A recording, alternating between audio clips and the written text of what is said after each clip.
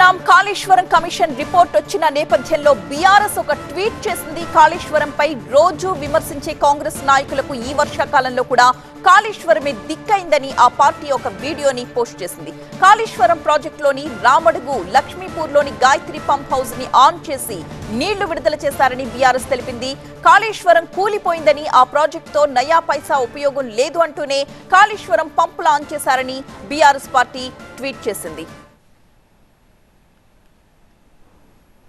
కాళేశ్వరం మీద రోజు ఏడ్చే కాంగ్రెస్ నాయకులకు ఈ వర్షాకాలంలో కూడా కాళేశ్వరమే దిక్కైంది, కాళేశ్వరం ప్రాజెక్టు కూలిపోయిందని, ఆ ప్రాజెక్టుతో నయా పైసా ఉపయోగం లేదు అంటూనే నిన్న కాళేశ్వరం పంపులు ఆన్ చేసిన కాంగ్రెస్ ప్రభుత్వం బీఆర్ఎస్ దెబ్బకు దిగొచ్చి కాళేశ్వరం ప్రాజెక్టులోని రామడుగు, లక్ష్మీపూర్లోని గాయత్రి పంప్ హౌస్ ని ఆన్ చేసి నీళ్లు విడుదల చేసింది కాంగ్రెస్ ప్రభుత్వం అంటూ బీఆర్ఎస్ పార్టీ ఒక ట్వీట్ చేసింది. దానికి సంబంధించిన దృశ్యాలు, అంటే నీటిని విడుదల చేస్తూ ఉన్నప్పుడు దృశ్యాలు కూడా మనం స్క్రీన్ మీద చూడొచ్చు.